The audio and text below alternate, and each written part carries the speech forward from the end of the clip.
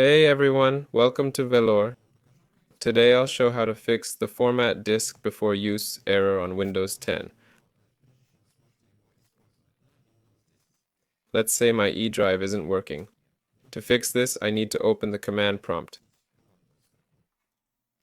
Here. Now enter these commands. Chdesk, your drive letter, E in my case, :/F.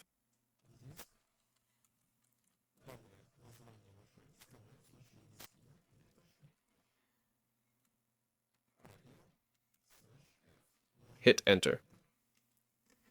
A process will run for a while.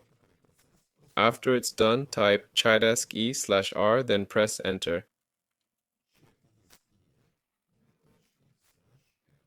This should fix it. That's all there is to it. This has been Velour. Like and subscribe to the channel. Wishing you all a good life. Good luck, everyone. See you next time.